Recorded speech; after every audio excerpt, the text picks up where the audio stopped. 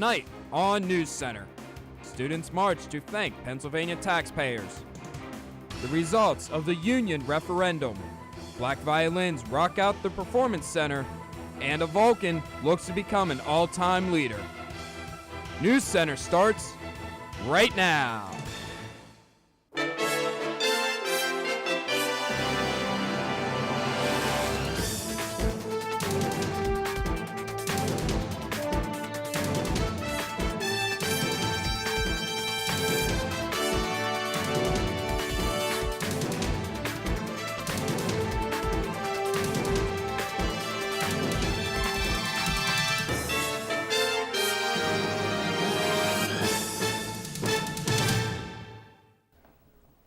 Good evening and welcome to CUTV Newscenter for the week of February 17th, 2011. I'm Justin Carlo. And I'm Lauren Tarosic. Students marched across campus on Tuesday to raise awareness of Tuition Freedom Day. I was at the event and spoke with some of those involved. Marched from the Cara Alumni House to the Natali Student Center raising awareness of Tuition Freedom Day. This is our kickoff to start our event today. So we just want to make everyone aware of the donation donors and personal scholarships give to CalU to make every student be able to afford college. It was a really fun time. We had some pizza and then we walked through campus, and there's cake right now. A lot of people showed up, so it was a really fun time. Tuition Freedom Day is the mathematical point in the year where students' tuition dollars stop paying and the taxpayers start. I spoke with the organizer of the event. It was to raise awareness, one, but also to really celebrate and show our appreciation, our students' appreciation. But also it was to also kick off the senior gift drive for the class of 2011 as well. So we kind of tried to use it for a gambit of different things. I also spoke with some alumni that came to share support for this event. Being involved was always sort of a passion of mine, and I think that students don't really get the fact that it's not just our money that goes into it. There's so many other factors. The state puts in the money, the taxpayers fund so much. So I think it's important that we go out there and we obviously thank the taxpayers, but we also got to let them know there's a lot of good things happening here, and we need all the support we can get as students and alumni. Last Monday, police were called to a home in California Borough because a dog had been shot with a bow and arrow. Sources told CUTV that the dog, a pit bull mix named Taco, was only gone for 5 to 10 minutes before it returned with an arrow in its side. The arrow entered the left side of Taco behind the shoulder and exited through the neck on the right side. Luckily, all of his vital organs and arteries were missed. He is recovering with only a few broken ribs. His owner, Tina Matthews, said that she thought someone did it intentionally. Borough police have made no arrests at this time. On Monday and Tuesday, students had the opportunity to vote on the student union referendum. The support for the $30 million project was overwhelming, with the plan receiving 72% of the votes. Dean of Student Affairs Larry Seebeck said, "Over the past 2 days, students have voiced their opinions with great enthusiasm. We are thrilled to announce a most successful vote on the student union referendum. To cover the costs of the 39,000 square feet addition, student fees will increase to $148 a semester. The plans for the union renovations include adding space to the food court and creating more lounge space for students. Construction is expected to begin in January 2012. The word is out that Walmart has purchased property along Route 40 in West Brownsville. With construction expected to begin in May, CUTV reporter Miriam Mason stepped out to see what CalU students think about the new supercenter. Off of Route 40, West Brownsville Borough decided to build a 195,000 square foot Walmart supercenter. CalU students showed mixed emotions. With the construction of the West Brownsville Walmart beginning this summer, students speak about whether they think it will increase the interest rate of CalU. Definitely be more appealing because the Walmart that we have to go to now is like 15 minutes away. So you have to go through tolls and you have to go through more hassle. So if we had one closer, then it would be more appealing. We have a lot of resources here and whatnot, but there's already a Walmart in the general area that is accessible to us. So I don't think it'll bring more per se. The closest Walmart here we have is about 15 minutes away. So, I mean, it would be convenient for us and it will bring in more people. Though most students seemed excited about the idea of the new Walmart, they believe that the borough could have spent their money on things that have a higher importance. I'm not too familiar with the area, but coming onto campus, I know there's a lot of like potholes and whatnot on the road. They could probably use it on roading. Probably the roads. I'd say the roads are pretty bad everywhere, potholes everywhere. So I'd say the roads would probably be better than the Walmart itself. I think that we should spend the money on the roads because the roads on the way into Cal are the first impression that new students would get on the way into Cal, and they're not that great. Okay. McMillan Construction has stated that construction for the Walmart Supercenter will start in July 2011 and be finished in August of 2013. Reporting for CUTV Newscenter, I'm Miriam Mason. At Wednesday's zoning board meeting, California citizens gathered at a hearing to approve special purpose for SAI to renovate the farmhouse on the Harris property for educational purposes. The property and building will be part of an additional green space for Cal U student organizations to meet off campus. The renovated facility, which would accommodate 45 people, would also be available for community members to rent for private functions. The zoning board will take 45 days to decide on the motion. So we've had a lot to talk about recently with the cold weather, but now it's warm out and really nice. It was so nice today when I walked outside. It was a pleasant surprise for sure. So hopefully it'll stick around. Yeah.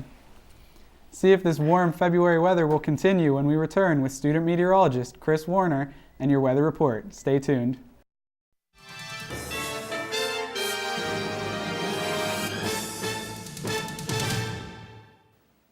Good evening and welcome back to News Center. I'm Gloria Stone with your entertainment report. Last Thursday, February 10th, Cal welcomed the Black Violins in honor of Black History Month. The duo Will B and Kev Marcus created the group under the management of Sam G in Florida. Black Violin's classical violin sound put a new style on jazz, hip-hop, and funk music. Thanks to Alicia Keys for letting the group tour with her in 2004, their popularity grew. Other than touring with Keys, they have also played with P. Diddy, 50 Cent, Aerosmith, Tom Petty, and Aretha Franklin. With reaching their lifelong dream, they had good advice for college students aspiring for their goals. Sometimes when you're passionate about something, people just don't get it. So what I would tell college students is just keep doing it, keep grinding, keep working hard, you know what I mean? I mean, it's one thing because we're fortunate because we love what we do and we're on stage. It's not even work to us. We love this, we love being on stage, we love entertaining, and people give us that same type of energy.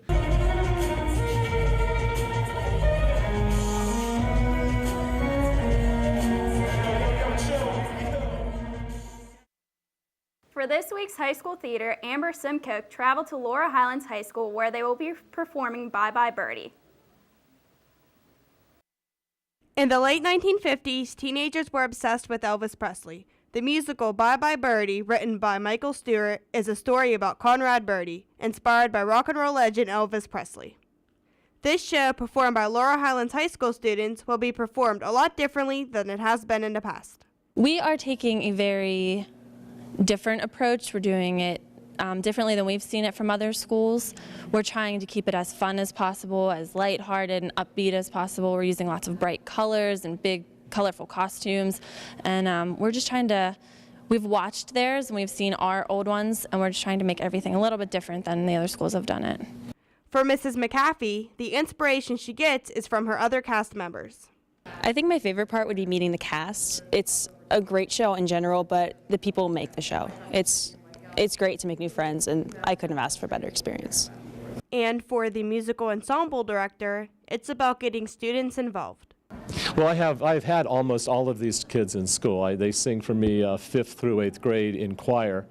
And so for me, it's I preach it to them when I have them in middle school and in elementary school how much fun the musical is.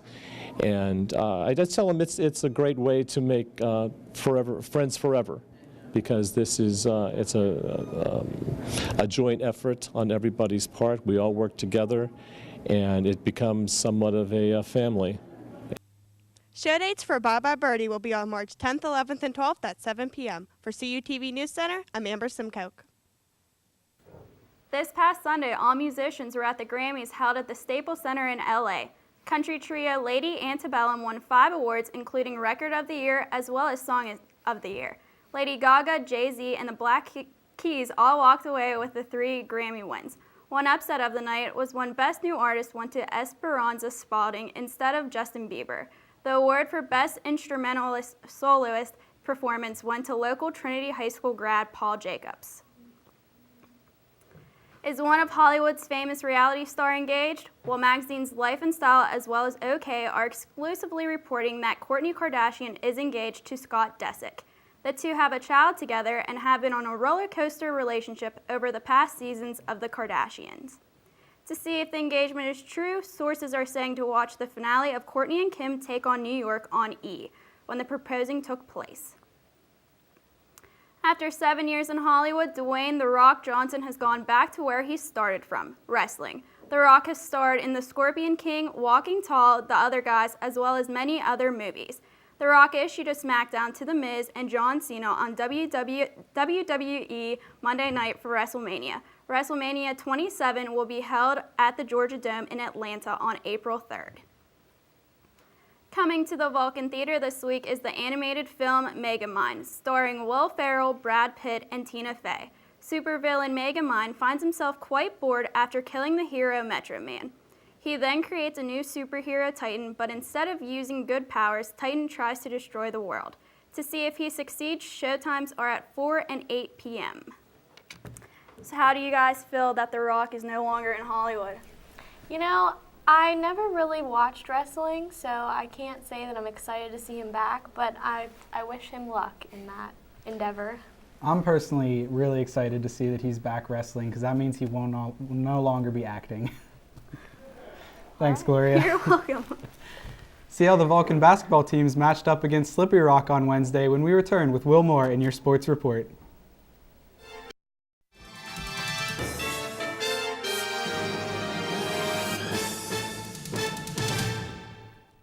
Welcome back to CUTV Newscenter. I'm Will Moore with this week's Vulcan Sports Report. The California women's basketball team entered Wednesday night's matchup against Slippery Rock, looking for another win to keep them on pace in the PSAC West. Let's go to the highlights. Kayla Smith entered the game looking to become the #1 rebounder of all time for California, but it was Amy Johns striking first for California. It's 2-0. California up 7-4 when Marlinda Harland would sink the three for the Slippery Rock. It's a 7-7 tie. California fires back as Amy Johns goes inside to Elena Antonenko. It's 9-7 California. Kate Seabaum would inbound to Steph Michael, who would drain the three. It's 14-9 California at this point. Kayla Smith looking for that rebounding record, but here she finds a lane and spins to the bucket. She'd get the and one. It's 16-9 California. The Rock trailing 25-9 at this point when Danielle Smith would hit the layup. The Rock still hanging around. California up 35-11. Raya Gadsden hits Danielle Luckett, who makes the easy layup, and California is cruising. Antonenko, she was a star of the night, and she gets another rebound here. California up 51-21. California's pouring it on as Cynthia Fuller dumps it to Amy Johns. California rolling to a 56-29 lead. This little rebound from Kayla Smith looks typical, but it's a milestone, her 1,205th, putting her in sole possession of first place ahead of Sarah McKinney all-time. California would go on to win this matchup 69-39. Kayla Smith had 14 points, 4 steals, 2 blocks, and 10 rebounds on her way to the all-time record. Elena Antonenko had added 12 points and 5 rebounds, her season high. Taking a look at the PSAC West standings, Edinburgh still sits atop the conference at 10-1 in the PSAC.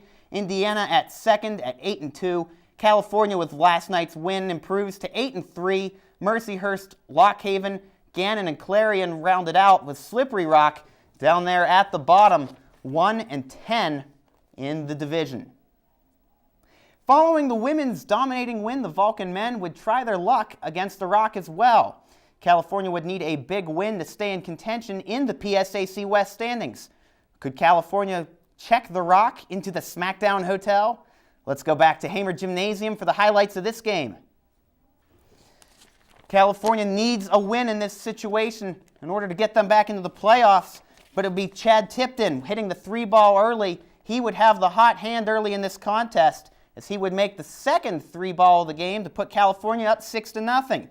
Freddie Apia would find Joe Baronato, and he'd sink the 3 to give California the 13-4 lead. But here comes the Rock. Jabril Bailey hits the 3, and California's lead is 31-19. Bailey really likes that spot as he goes right back to it on the next possession. He hits the 3 again, and California's lead is cut to 9. Moran Brown spins around on this next play here, and he'll take it to the glass. It's 33-24. California is still on top. In the second half now, Steve Swick would plow his own path to the basket, and he'd take a 42-27 lead. Devin Taylor he burned California in their first meeting, but he makes the 3 here. Looks like he's going to continue on that pace as he hits the 3. Taylor passes to Jordan Barinelli. It's 44-33. California still up by 10. Bailey would hit the 3 here. California's lead's 43-49, but the Rock is sinking 3s everywhere. John Valiarno, he hits the 3. He's catching fire. Rock narrows the lead to 4. Valiarno, he's dropping bombs everywhere as he hits this 3, and Slippery Rock now has the lead. It's by 1. Moran Brown makes the layup here, and finally the Rock has come back to take the lead. California looking like they might let one slip away, but Joe Baronato has something to say about that. He drains another 3, California up by 2. Chad Tipton would drain the 3 again. He was hot all night from the 3-point arc. The Rock would pull it within 1 here on this nice play right up the inside. It's a 1-point ball game. Quentin Harding misses the point to go up by 2, and the Rock would have one last chance here with 7 seconds left when they inbounds. They drive it up to the net, takes the shot, but there would be nothing doing. As you can see here in the instant replay, it just came up short. California wins this one. A real thriller, a heartbreaker for Slippery Rock. 69-68 California. Chad Tipton had 16 points, 4 of 7 from behind the 3-point arc. And Rashad Hatton added 15 points, 5 rebounds, and 2 blocks in the contest. In the PSAC West, the win improves California to 5-6 in the PSAC, but they still sit tied with Clarion at 5-6 for that 4th and final playoff spot in the West. Slippery Rock, Indiana, and Mercyhurst all look like they're going to hold on to their spots as Gannon, Edinboro, and Lock Haven, with that 0-10 record at the bottom, seem to be out of it at this point. Now, CUTV is continuing its in-depth look at various sports clubs on and around the CalU campus that you can participate in. This week, Andy Hughes hit the hardwood courts of Heron Hall to give us a look at the CalU Racquetball Club. Are you looking for something fun to do and get a good workout at the same time but don't know how to do it? Come down to Heron Fitness Center, where it offers more than just basketball and lifting weights. The Racquetball Club, in its second year at CalU, is starting to grow in popularity. The members of the club are seeing the benefits each time they play the game of racquetball. It's a great workout. Yeah, maybe not during the week whenever you're practicing, but whenever you go to tournaments, you wake up the next morning and it's hard to move. It's such a great workout. Basically, all the guys come down and we just have a good time. You know, we come down and it's usually 2 or 3 times a week. A lot of us just started playing, so I mean, me personally, this is only my second year that I've played in my life, so I just picked it up when I came here. So, you know, just coming down and learning how to play a new game, that's a great workout, and it's really competitive when you go to tournaments. So, the club is accepting any student with any type of skill set. This semester, the club meets at Heron Hall every Tuesday and Thursday from 4 to 6 p.m. Since the club is registered in the Mid-East Racquetball Conference, the members get to travel to play in tournaments in other states. We've been to Penn State, we've been to Akron, Cincinnati, Baldwin Wallace, all out in Ohio. We're going up to Michigan this weekend, so you know, it's a good way to learn how to play a new sport, be competitive, and get to travel around a little bit. I might come down here and I might win them all, I might lose them all, but I just have a lot of fun playing, and I think that's what it's all about, going to different schools, meeting new people. It's just a fun time. For more information on joining the Racquetball Club, head down to Heron Fitness Center. For CUTV Newscenter, I'm Andy Hughes. With the Vulcan basketball teams making a push for the playoffs, the men's CHE hockey team is getting ready for the 2011 ACHA National Tournament. Justin Berger is leading his team to their second straight Nationals bid and third in 4 years. Leading scorers Ryan Jones and Nick Posa are looking to get their second national title. The tournament takes place in Holland, Michigan from March 9th through the 13th. So guys, talking about the CalU Racquetball Club this week, Have either of you ever had a chance to play racquetball? It's a great sport. You know, Will, I haven't. I've walked by when I've been at the gym at work, and I've thought, you know, that could be very dangerous. And so I've opted out of it, but maybe I will try since you've suggested it. Yeah, it's funny that we talked about that because I've been playing this whole past week. I just started, and it's a lot of fun. I really enjoy it. Oh, it's a great sport. You just have to look out because it's a fast-moving sport. Yeah, it is. All right, thanks, Will. No problem. That will do it for this edition of News Center. We'll see you next week.